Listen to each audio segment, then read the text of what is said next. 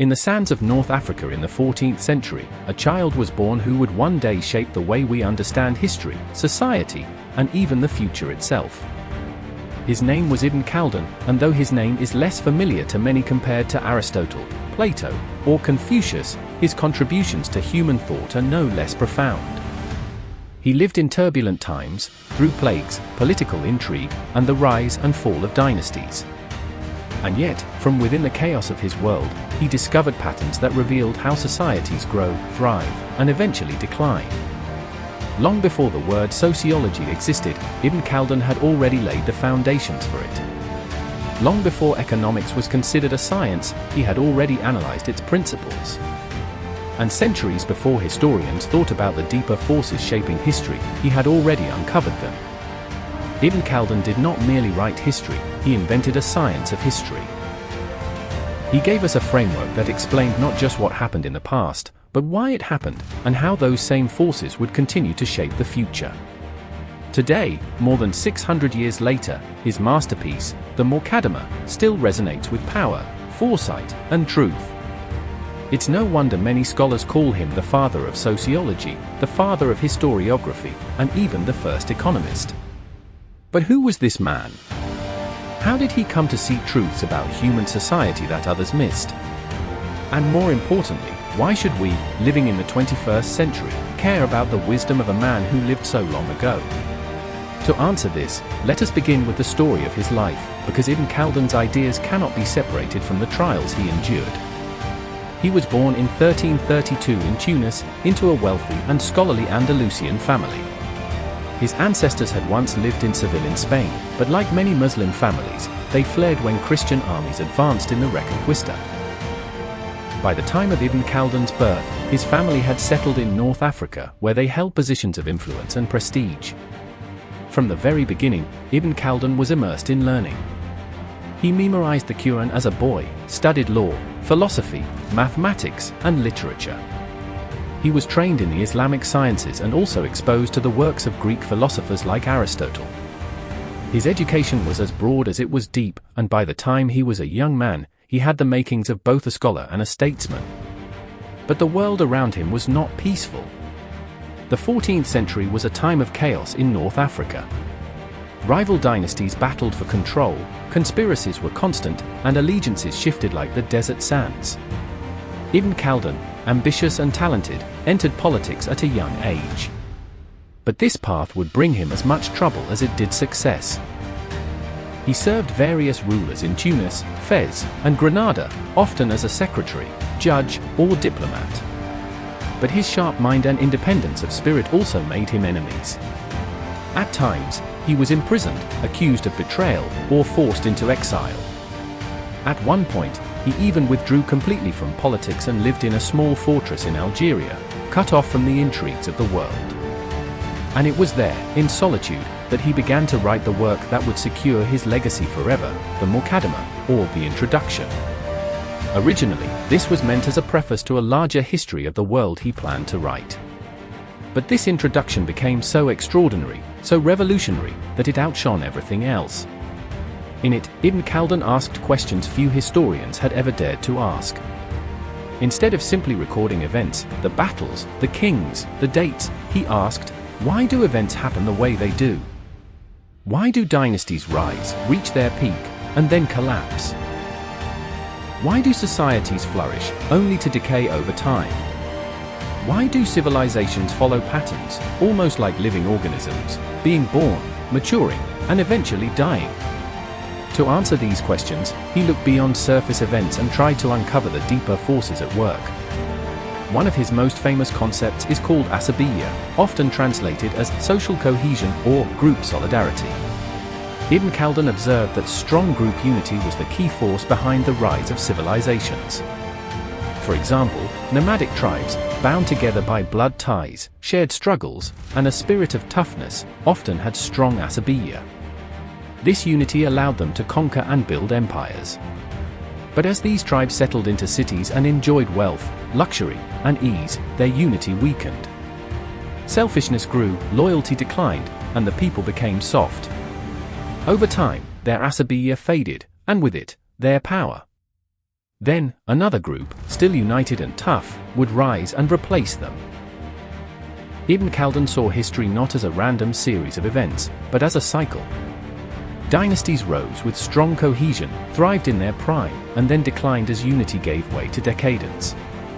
In many ways, he described the cycle of empires that we still recognize today. Think of the Roman Empire, which rose through discipline and fell into decadence. Think of the Mongols, who conquered vast lands but could not sustain their cohesion. Even in modern times, we can see echoes of Ibn Khaldun's cycle in the rise and fall of nations and powers. But Ibn Khaldun did not stop there. He also explored economic centuries before Adam Smith or Karl Marx. He observed how labor created value, how taxes could either support or destroy a state, and how excessive taxation discouraged production and trade. He even hinted at the idea of the Laffer curve, the notion that beyond a certain point, raising taxes actually decreases revenue, hundreds of years before modern economists described it. He also studied the role of supply and demand in determining prices and warned against state interference that distorted markets. In addition, he explored education, psychology, and the philosophy of history itself. He argued that historians must be critical, that they should not accept stories at face value but must investigate whether they are plausible, whether they fit the patterns of human behavior. This critical spirit made him one of the earliest thinkers to insist on something like a scientific approach to history. Instead of myths or legends, he wanted evidence, logic, and explanation. In this way, he was centuries ahead of his time. What makes Ibn Khaldun remarkable is that he was not writing in an ivory tower. He lived through the collapse of dynasties, the corruption of rulers, and the instability of his age. He saw firsthand how power worked, how wealth corrupted, and how unity could be lost. His ideas were not abstract, they were born from experience. Later in life, he even met one of the most feared conquerors of all time, Timur, also known as Tamerlane. While serving as a diplomat, Ibn Khaldun was sent to negotiate with Timur outside the city of Damascus. He spent weeks in Timur's camp, conversing with him about history and politics. Imagine the scene, the philosopher who studied the rise and fall of empires, speaking with the conqueror who was in the process of creating and destroying them. Ibn Khaldun's ability to survive, to adapt, and to keep thinking deeply despite such dangers is a testament to his brilliance and resilience. So why does Ibn Khaldun matter today? Because the patterns he uncovered are still with us. We see nations rise on the strength of unity and vision, then decline when luxury and division set in. We see economies thrive when innovation and labor are encouraged, then falter when corruption and exploitation grow. We see how group solidarity, whether in families, communities, or nations, remains the foundation of strength. His lessons are not just about the past, they are warnings and guides for the present and future. In our modern world, where societies are more connected and yet more divided than ever, Ibn Khaldun's idea of asabiyya reminds us that unity is not a luxury, it is survival. In our economies, where debates about taxation and inequality rage, his insights into economics remind us that excessive greed and exploitation can destroy the very society that creates wealth. And in our approach to history, where misinformation and propaganda abound, his insistence on critical inquiry reminds us that truth requires skepticism, analysis, and courage. But perhaps Ibn Khaldun's greatest gift to us is the reminder that history is not just about kings and battles. It is about deeper forces, social, economic, psychological, that shape human destiny. By studying these forces, we gain wisdom, not just knowledge. We see not only what happened, but why it happened, and what it might teach us about our own future. That is why scholars from East and West continue to study the Muqaddimah. From Arnold Toynbee, the great British historian, who called it undoubtedly the greatest work of its kind that has ever yet been created by any mind in any time or place, to modern economists and sociologists who see in it the seeds of their disciplines, Ibn Khaldun's influence is profound. He bridged worlds. The world of Islamic scholarship, the legacy of Greek philosophy, and the emerging sciences of the modern age. He was, in many ways, a man ahead of his time. And so, the story of Ibn Khaldun is not just the story of a single man. It is the story of how human beings, even in the midst of turmoil, can find patterns of meaning. It is the story of how wisdom can emerge from struggle, and how truth, once seen, can outlive empires. Ibn Khaldun lived through plagues, wars, and betrayals. He knew what it was to lose everything and to rebuild. Yet from those ashes, he gave us a vision of history that still speaks to us. His life teaches us resilience. His work teaches us foresight.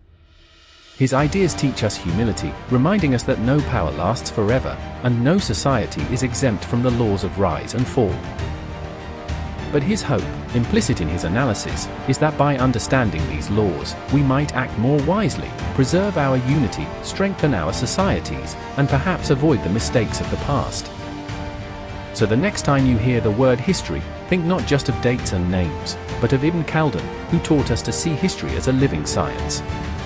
Think of the cycles of rise and fall, the strength of unity, the dangers of decadence, and the forces that shape human destiny. And remember that one man, sitting alone in a fortress in North Africa 600 years ago, dared to look beyond the surface of events and discovered the hidden patterns of civilization itself. Ibn Khaldun was not merely a historian. He was the historian who invented the future.